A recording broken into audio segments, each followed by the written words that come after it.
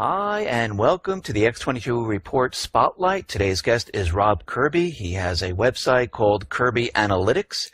He also has a book called Gold Fix, Real Story on Gold. And if you like a free copy of this, you can just email him at his site, and he'll send you an electronic version of the book. Welcome to the Spotlight, Rob Kirby. Pleasure to be with you, Dave. Thank you for coming on today.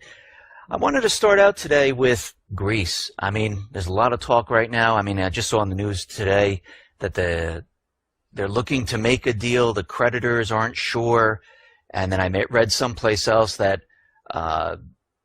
Greece might be leaning towards the BRIC system. We know Russia's trying to extend a hand. Do you think they'll be able to make the next payment? Do you think they'll default? Where do you think this is all leading? Dave, where I think it's all leading, in my mind anyway, it's pretty clear.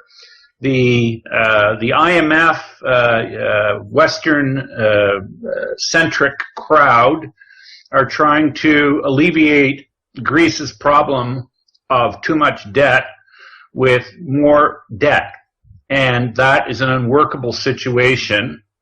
And if the West continues to try and slam Greece with more debt to solve their problem of too much debt, that will force Greece into a more cozy or more encompassing relationship with the BRIC nations. So it doesn't look to me that the West is going to let up on their insistence that Greece continue to try to shoulder more debt. Therefore, my view is that Greece will be effectively forced to exit the euro, which means, in my view, the euro is a doomed institution, and it's only a matter of time before Greece either leaves of their own accord or is forced out of the euro. Now, do you think this will have an effect on the other euro countries like France, Spain, and do you think then something will occur here in the United States with the dollar if this does occur? Because we hear Jack Lew giving a lot of warnings about Greece defaulting and leaving. My view towards Greece being forced out or exiting the euro will be the proverbial straw that breaks the back of the camel, which is the euro. So my view of the eurozone going forward is that the concept from its origins was unworkable, and in real time we're seeing it to be unworkable. And I do believe that once Greece officially leaves the euro as an institution, there will be we'll be opening the floodgates for the likes of Spain, Italy, and probably France in quick order. And the euro, in my view, is a doomed concept. So will this have any ramifications on the dollar itself? I mean, very short term, Dave. I think we could see, and we have seen empirically, the dollar showing strength relative to other fiat currencies. But just remember, if you want to view these fiat currencies as pigs in a poke, all the pigs in the poke will be slaughtered, because that's what happens to pigs when they're in the poke. And it just so happens that, at least it seemingly, the euro is going to go to the knockbox first. But that doesn't mean the other pigs in the sty aren't going to be slaughtered as well, because what they all are ultimately is bacon. Okay. Let me just change subjects here for a second. We see China is pushing the yuan renminbi, and it seems like at this point in time they're trying to make it a reserve currency. We see the IMF is saying that it's not devalued. We understand that China is continually purchasing more and more gold. Why are they doing this? First, how much gold do you think they have? And why are they trying and pushing the yuan to become a reserve currency? I'm going to sort of shape my answer a little bit in terms of what my understanding is of China and what they are seeking on a go-forward basis in a geo-economic construct. China wants stability. China wants sustainability, and China recognizes that fiat money, because they invented it hundreds of years ago, but they do recognize the shortfall of a pure fiat money system. They do recognize that long term, the ability to print money out of thin air is not a sustainable concept, and China's want to possess physical gold bullion is highly aligned with the notion that they want to have honest commerce, because honest commerce is sustainable long term. The Chinese leadership does not want to imperil their country or imperil their position as leaders, because unsustainable practices in commerce lead to failed systems, lead to war, lead to anarchy, and typically lead to change of leadership. And it's not in the Chinese leadership's self-perceived best interests to have change and anarchy and have a situation develop where they lose complete control. This is something that the West seems hell-bent on imposing on everybody, and this seems to be the tact we're following. And I mean, in my view, Dave, I've answered what you asked me, but I didn't necessarily answer it in exactly the way you might have anticipated me answering it.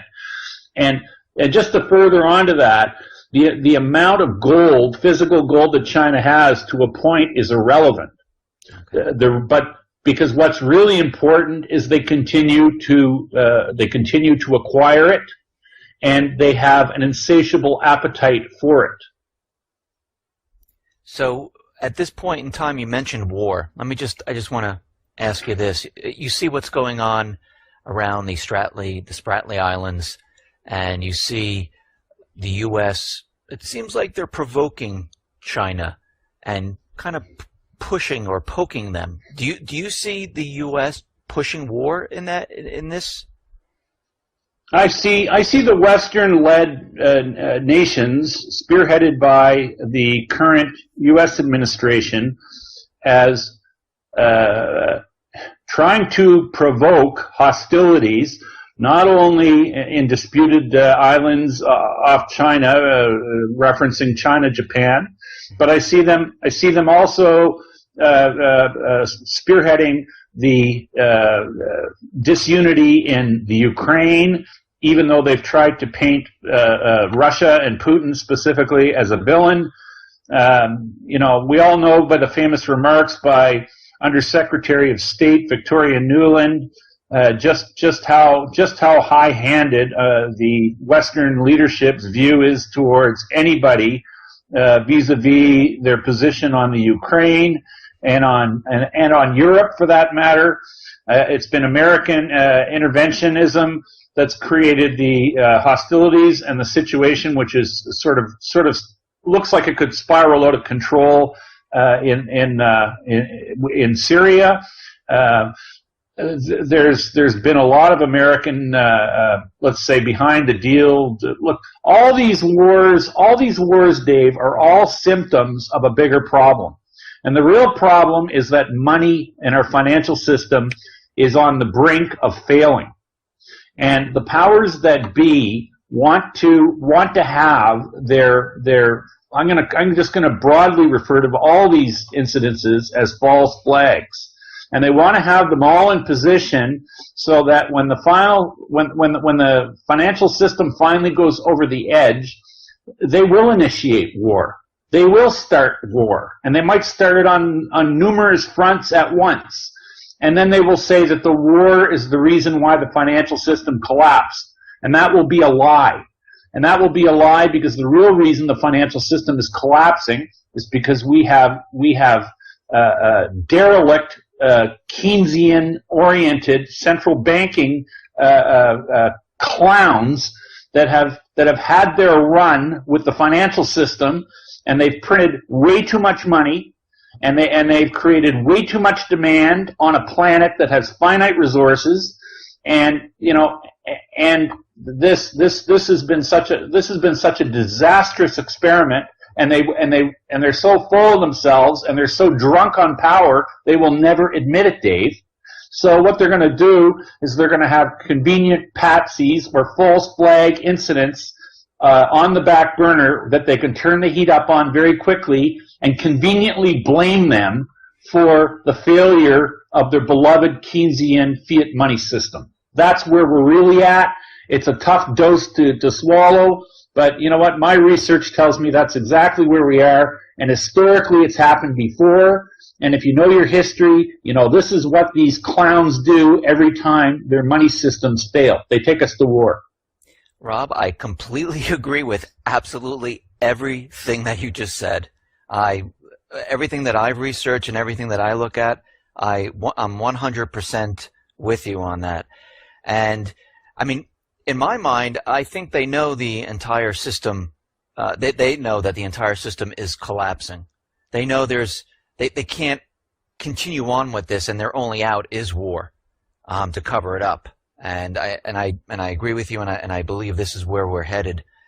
You see, Dave, metaphorically, they've been kicking a can down the road, and they've been going to extraordinary means to keep the appearance that there's something okay with the system. But as we've moved down the road and kicked the can, the things that we've seen occur. We've seen, these are all markers that, first we saw the hedonic adjustments to economic reporting. Instead of having people honestly try to kick a field goal from the 30-yard line, in terms of economic data reporting, when they used to report inflation as it really was, we now see that they take things away from the data set for inflation reporting, and basically the way they report inflation data today, they remove anything that goes up in price from the basket of reported things that make up the inflation call. So this is why we have inflation being reported at less than 2% a year, when really the inflation rate is probably 5 to 7 or 8% if you measured it the same way it was measured back in 1980. And this is akin to having somebody stand on the 30-yard line to kick a field goal, moving the goalpost back 30 yards, and then convincing them or trying to convince them that they're still kicking a 30-yard field goal. And you see, so these are the sort of tricks that they've employed to try and make us all believe or buy into the notion that all is well in our financial universe. And the tricks have become more brazen and more blatant as time has gone along.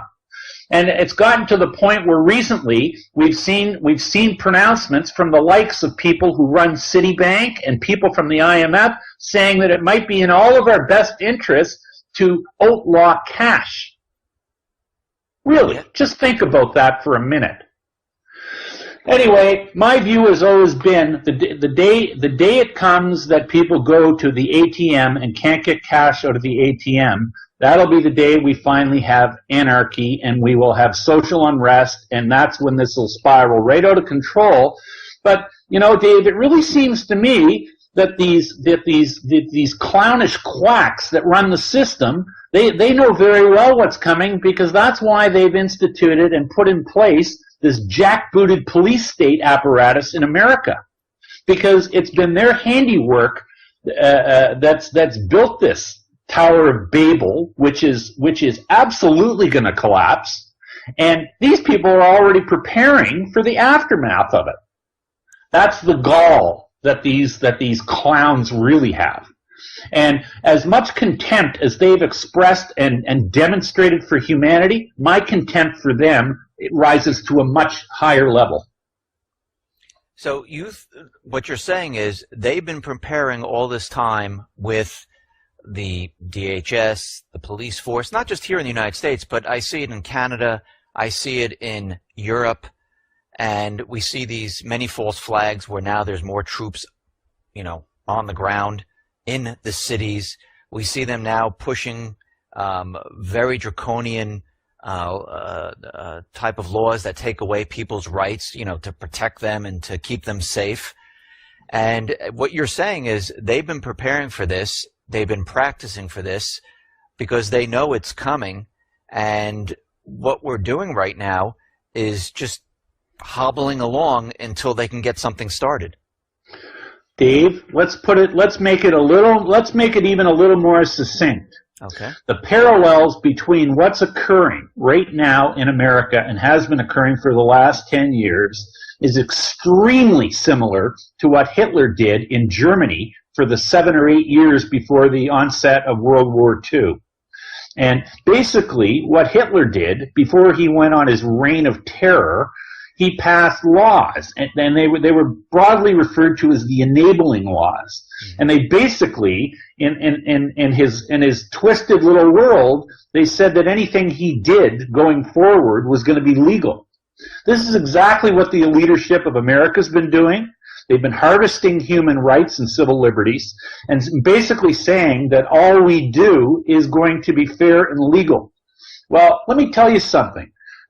Hitler had that little view in his head, and things didn't work out so good for him in Nuremberg. And you know what? The people that are currently running America, one day, I suspect, God willing, they're going to have their own Nuremberg issues to deal with. Let me ask you, how long can they drag this out? I mean, we see it. I mean, we had the Great Recession back in 2008, and here we are in 2015.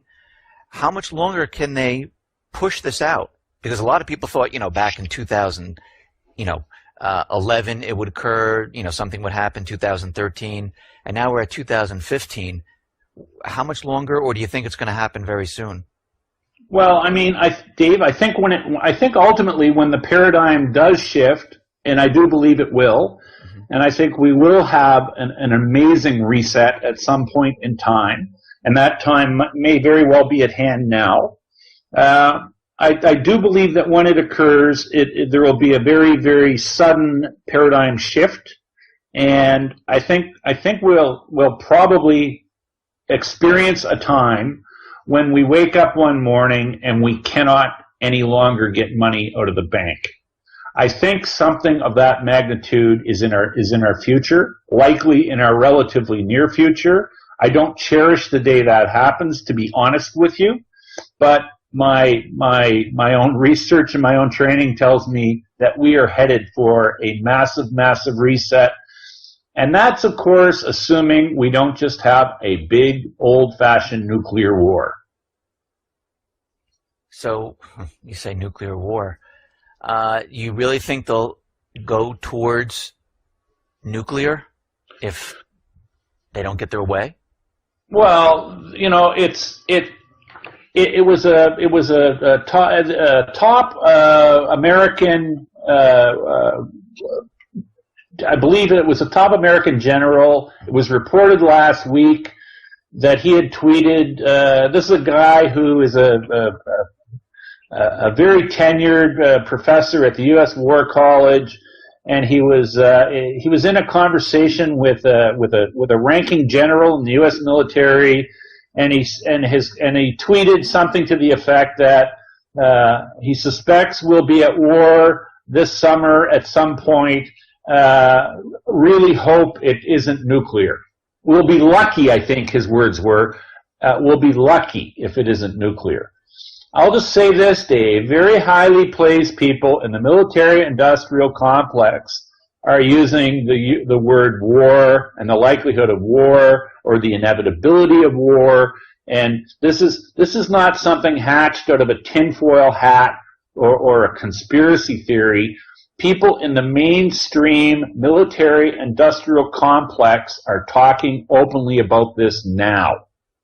This is not imagined. This is not wishful thinking, and believe me, I don't wish for it. But this is what's being discussed openly now by people who are very, very well credentialed to be making such pronouncements. So you can draw your own conclusions from that.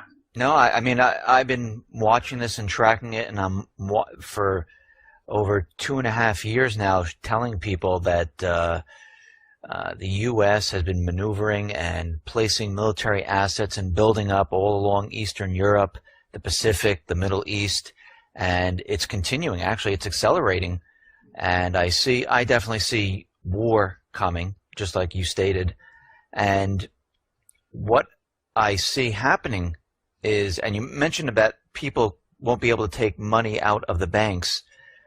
Are you saying they're going to shut the banks down? That's why they can't get the cash out? It might be that. And what form this takes, Dave, it's a bit of a guess, and it's a bit of a stretch, other than to say we are headed for a time when even more draconian measures on behalf of the people that currently run our financial edifice, they are going to overreach in a vain hope that they can control a system that is spinning completely out of control. Does it take the form of less severe capital controls or more severe capital controls? Will it maybe start off with something a little bit less odious or a little more creeping, like capital controls first on registered accounts and then to be followed by cash accounts? It's tough to say exactly how it's going to roll out, because desperate times require desperate measures, and which particular desperate measure a desperate person is going to choose is something that's, to be honest with you, it's beyond my ability. Start thinking like a really desperate person, and start thinking about the universe of desperate decisions you might make, because some of them might be quite irrational. What should people expect? I mean, are they going to see, like, when this whole thing starts to fall apart, one, inflation or deflation? Two, I mean, is it going to be hard to get food from the supermarkets? And are we going to see maybe martial law or something else occur here, like riots and things like that, where they have to say they have to implement martial law? Dave, it's conceivable we see all of the above. And when I say this, I'm gonna say it's conceivable that we see civil unrest, martial law, but ultimately, speaking directly to your point about whether we see ultimately deflation or inflation, you cannot destroy a currency and have deflation. And fiat money has been debased and deranged and defiled to such a degree that a deflationary ultimate outcome, in my view, is a non-starter. And when you destroy the value of a currency, you ultimately end up with rampant runaway inflation. And my personal view is that to say that we have a deflationary outcome in this ultimately is nothing short of quackery. So let me just get your take on this. What do you think of this exercise, Jade Helm? Do you think that is in preparation for this? Sure, it is. It's practice. So it's practice. It's practice for. Call it what it is. It's these guys are training to basically subdue. Peoples in urban environments, and this is what this is all about, and it's to get people conditioned to having military conducting operations in urban areas, so that when they actually roll it out, people say, well, it's just the army doing what the army does. No, this is a conditioning exercise, Dave. Absolutely, and listen. Anybody who can't see this for what it is an ostrich with their head buried in the sand or somewhere else where the sun doesn't shine. For the last question, let me ask you, when do you think, I mean, you told us this summer the general's telling us war. Do you think the collapse is going to occur during the summer, or do you think it's going to be the fall, or do you think, what's your prediction on this? We won't hold it. Well, to begin with, Dave, I think it's a fool's game to predict what day or week it's going to happen.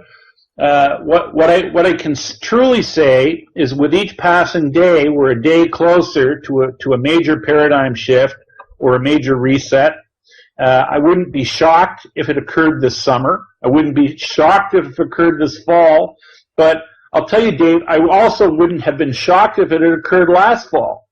So, you see, the reality is the system is ripe for a reset, and the reset is metaphorically low-hanging fruit that's very ripe on a tree. And so the question I guess you're really asking me is, what day do you think the ripe apple is going to fall off the tree? Well, I know that the apple will fall off the tree, but I'm hesitant to say what day. Okay, I'll take that. Well, Rob, thank you for coming on the X22 Report Spotlight. I really appreciate you taking the time and talking with me and letting everyone else hear what you have to say. Thank you very much for coming on. My pleasure being with you, Dave. Thank you.